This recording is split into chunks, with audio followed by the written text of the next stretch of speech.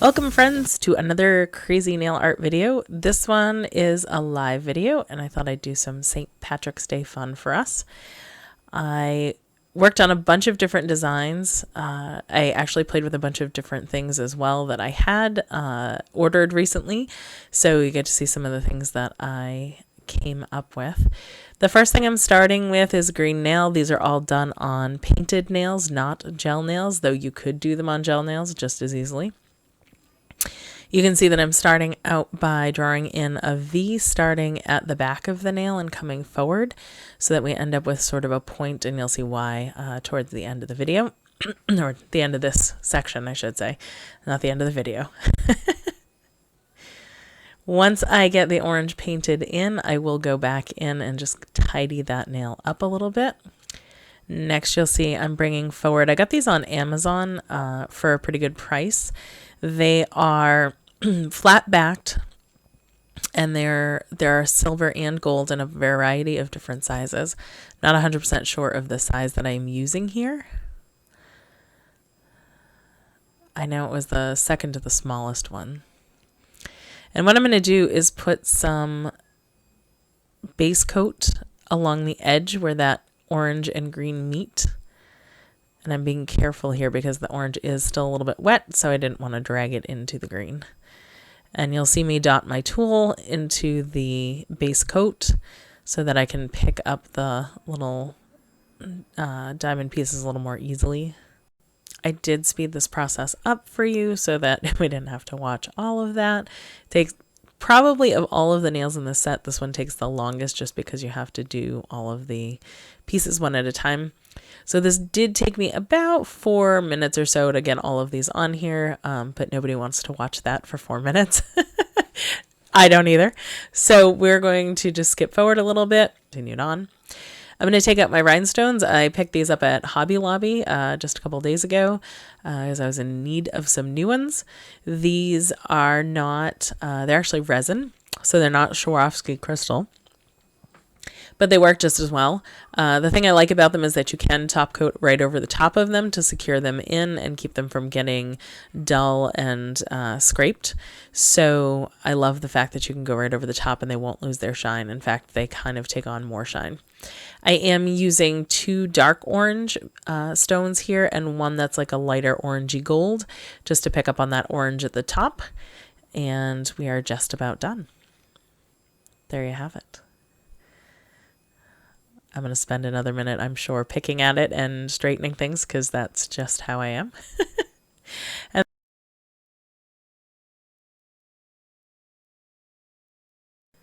the very last part of this nail, I did go back and decide to add, which you can choose to or choose not to. I think it looks fine either way. I did put a shamrock up in the top and the center. I just wanted to give it a little bit more pizzazz. I don't know, something a little different. I felt like it looked a little more finished that way, but you could choose to do it with or without, or you could choose to add something completely different there. It's entirely up to you. This is actually a paint pen that I also picked up on Amazon recently. I was watching another YouTuber, and I apologize because I can't remember which channel it was on, and they were talking about these acrylic paint pens, and she had used a few in one of her designs, and I decided it would be a lot of fun to pick them up and play with them, so that is what I did, and you will see me do that a couple of times during this video. They are really effective. The one thing I will say is if you're using them on polish, or I imagine even on gel nails, you will need to do it on completely dry nails or have to remove the tack from the gel polish before you start to work with the paint pens. Otherwise, they tend to kind of stick and get gummed up at the tip, and so then you won't have as clean a line when you're working with that. The next nail I am going to do for you is a foil nail. This nail I used gold foil for. You don't need a lot of foil. A little bit of foil goes a long way, so I usually just cut off a little piece from my roll, and that helps me to get ready for the nail. I am going to be using this glue that I believe I purchased it on Amazon. I think you can get it on eBay as well, and some of the nail places do carry it as well. It is glue for foiling, but I use it for a lot of other things, and I'm going to show you another really cool way that you can use it later in the video. where I use it to sugar a nail.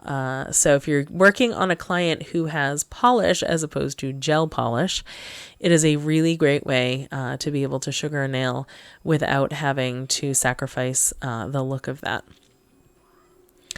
So you can see I have painted it in the bottom corner and then across the top corner and met them on the side there. And I'm going to just stick that under my lamp. And you'll see my lamp go on quite a few times during this. I'd have to find a better position for that one. While that is drying, because the glue does have to be completely dry before we can apply foil, I am going to take a white nail and I'm just going to hand paint a variety of shamrocks on this one and also add some fun dots just to make it a simple, fun look. It's kind of neat because it looks a little bit like a lot of the stamping that's going on, but this is, you know, a throwback to the original when we used to hand paint everything. I've been doing nails for a really long time, and yes, once upon a time before there was such a thing as a stamp and a jelly roller, you had to hand paint everything. So I am going ahead and just, again, using that paint pen that I was talking about earlier. I really actually got into this. I very much loved these. I did also some spring looks that I have not recorded yet or released yet, but I will, hopefully, with any luck. This video was a bit of a challenge, so I'm hoping the next one goes a little more smoothly. So you can see I'm just picking random spots to make very tiny shamrocks. I could have obviously chosen to do these much bigger as well, and I may go back and do some more that I just throw into a photo montage at some point with, you know, larger shamrocks and things like that. But I wanted this one to really have sort of that hand-painted but stamped look to it. And once I get done with the green, I will go in with, I believe it's the gold that I go in with, I'm pretty sure. And I will put some gold dots in there just to pick up and give some extra color there.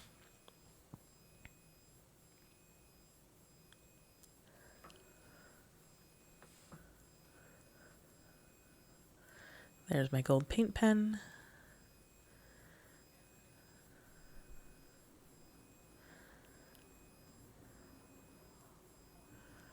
I love that this little pen does a phenomenal job at making those teeny tiny dots, which are often hard to do. Even with a daughter, sometimes it can be, if you hit it just the wrong way, you can ruin a whole hand-painted design. And that nail is complete. This one really only took me about 2 or 3 minutes, so it's a pretty quick, easy one to do.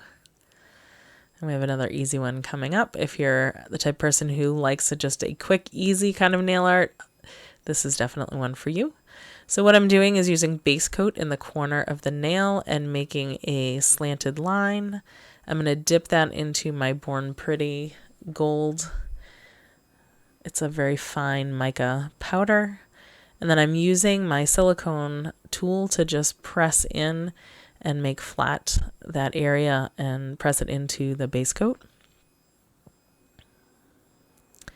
And you can see I flipped the tool around. This is a double-ended tool and it has a curve on that side, so I like the curve sometimes, so just press it in, and then I will eventually add a little bit more and go in with my finger, because sometimes your finger is just the best way to do it. What I find is that'll just help really flatten out that edge so you don't get the rough feeling. I have a lot of clients that don't like that feeling, and I can relate. Now I'm just taking my liner brush and going in and brushing off any excess so that I don't have a lot that I might pull up into my top coat when I'm done. And then I'll also use it to just clean and refine the line a little bit before I go in. You can see I'm using my finger on the back side. That polish is very dry, so I don't have to worry too much about it, but I do want to brush off any excess. It really sort of ruins the design when suddenly you have gold smearing through your green paint. I'm next taking a nail art liner brush that has a nice glitter to it. I got this at Sally's. And I'm just drawing a nice sparkly line in there. What that does is just creates a nice fine definition between the two areas. With this one, the biggest trick is to make sure that you don't combine your top coat areas. So you're going to see I'm using the Mani smudge-free top coat. And I'm going to start at the back and drag that top coat down to that sparkly line and stop. I am not going over the gold. but then I will come back and I'm going to do a nice heavy bead at the tip so that I don't drag that gold up into my brush.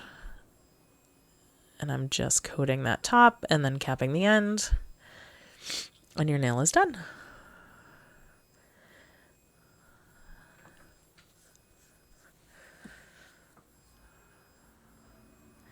Next up I have for you, once again, my lovely glue. And this time you can see I took the glue brush out of the bottle and I have my dotting tool. And what I'm doing is I'm using the glue on my dotting tool to make swirls. This is the sugared nail I was talking about earlier. It's one of my favorites in this set and is super easy to do. Again, each of these, with the exception of the very first one, only took me about 2 or 3 minutes maybe per nail. Which is great if you're looking for a great way to upsell when you're doing nails, but also not run into your next client and your next client and your next client, because nobody ever loves that. So what I'm doing again is just changing my swirl direction depending on where I'm drawing. The nice thing about this is if you get an error spot, like where the glue has over dried or you haven't been able to pick up the glitter, you can always go back in and just retouch that area if you need to. The other thing about this is it's a nice, fast way to create some really interesting sugared looks. Again, on painted nails as opposed to gel polish nails. I know a lot of the nail art I see right now on YouTube channels is all gel paint, which is great.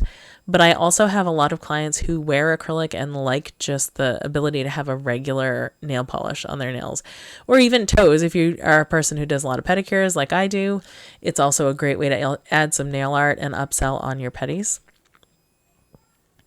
Once I get this all spiraled out, I am going to let it dry in the light like I did with the last one. And then I will show you how we sugar this over. And then we will add a top coat on top just to seal everything in.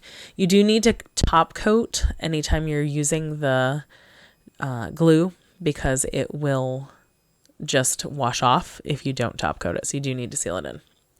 You can see I have the Born Pretty Gold again in front of me, and I'm waiting for that to dry. You can see the light in the corner. Now I have a soft bristle brush. This is just a paint brush. I have a lot of different types of brushes, but this one's just a regular paintbrush. But it has nice soft bristles and they're kind of loose. And you can see I'm just patting that into all of the glue areas. And you can get it all over the nail. It's not going to affect your nail overall, as long as your polish is dry. And then I'm just going to brush it off just to get all the excess glitter off so that it's just sticking to those glued areas. And you don't have to be particularly gentle. You can see it is a soft brush, but I'm not being all that gentle with it. And I'm just going to check it out, make sure I got all the areas covered. And that is the end of that nail. Now we're going to go back to that one that we already put the glue on. I'm going to show that one more time just so you can see it, because I did refilm part of this video afterwards because I was having issues with my editing software. So, yay me.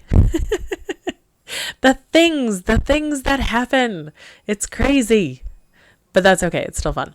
So you can see it a little better in this, which is why I did include it, because I decided I really liked it a little better than my first version of it, because you could see that glue go on a little bit better. I will put this in the lamp to dry for a couple of minutes. The lamp just helps to speed up the process. Heat is what makes that glue dry very quickly. So after I show you what it looks like, I'm going to stick it in the lamp. And then we'll see what it looks like once you put the glitter, the glue.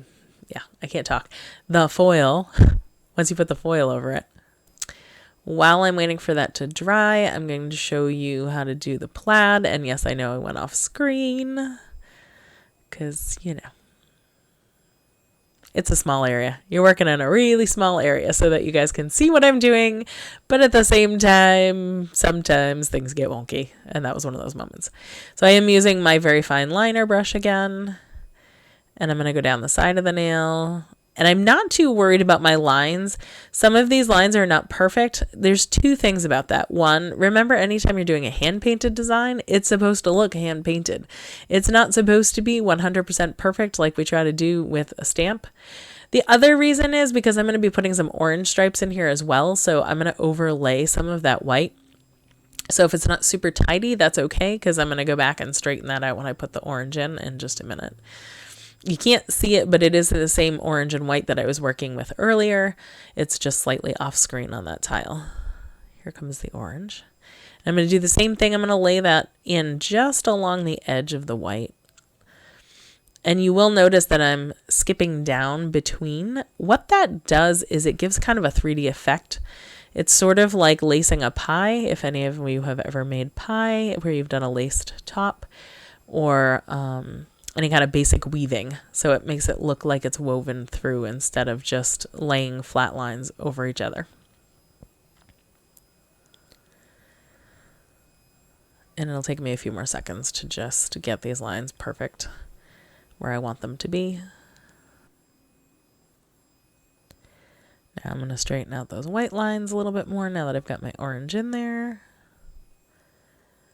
And the benefit of doing this kind of back and forth thing that I'm doing, the method to my madness there is it takes a few seconds for the acrylic paint to dry on the nail. So this allows me to let one area dry while I'm working on another area, and then I can come back and touch up the other area. And you'll see me do that again in a second too, where I'll switch back to the orange and just touch up those areas that I want a little bit brighter. Once I'm done with this, we will be finishing this off with a few rhinestones just to give it a little bling and a little pizzazz. And then we'll switch back over and finish those last two nails. And we'll have a full set of variety for St. Patty's Day.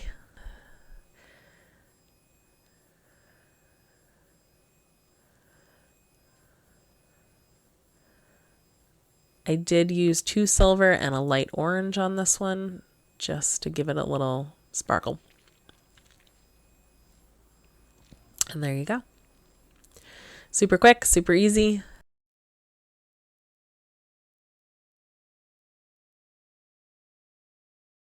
All right, bringing back that nail that I had drying under there. That's the one that we had the glue on the corner and the top. And you'll see my gold foil come out. I ended up using 2 different pieces because I didn't feel like the first one had enough space on it. I did pick these up at Hobby Lobby the other day too. These are silicone as well. They're for blending and that sort of thing when you're doing art, but they work really, really well for pressing in small areas. So I'm really liking these. I feel like they have a lot of potential for a lot of other kinds of nail art as well. So the thing that I love the best about these is that when you're coming into working with a client's real hand, obviously I am not on a real hand at the moment, but when I am on a real hand, it lets you really press that edge into the edge of the nail plate. So you're not missing any spots. There's nothing worse than foiling a client's nails to find out that there's a little gap in the corner. So I love that these are really tiny that way.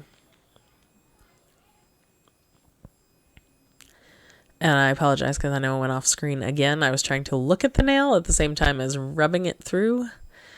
I am just pressing that foil down just like I did a minute ago.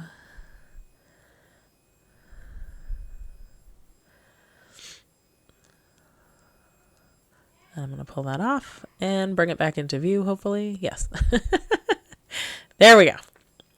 The last thing I'm going to do with this nail is put a little orange stripe just for a little additional color and to tidy up that fine line where the foil was and where the foil meets the painted nail. And then I will add a couple of rhinestones in the corner. This time I'm going with a bright or dark but sparkly green in the corner just to give it a little pizzazz.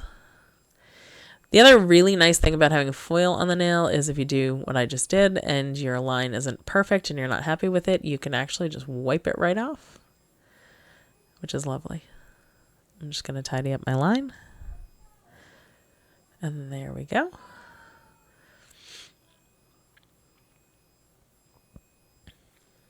Again, I'm going to put a little base coat in the corner before I put the rhinestones down. It acts as a nice adhesive, and then I will go over the whole thing with top coat. And that also helps to bond the rhinestones to the nail so that your client doesn't lose them halfway through the week.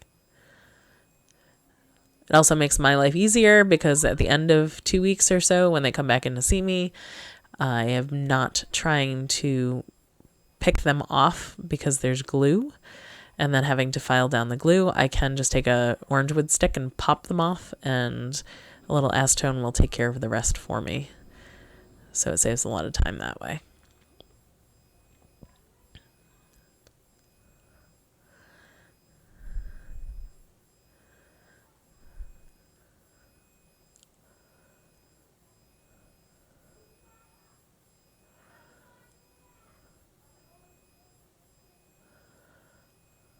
There you have it.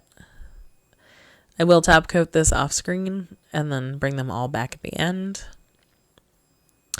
There's your set of St. Patty's Day fun. So some of them super simple, some of them take a little bit longer, but they're all a lot of fun to have. And I have another shot in a second that I will show you, which ended up with the redos that I had done the second time that I had to film. So like I said to you, I had a spot where I had to refilm.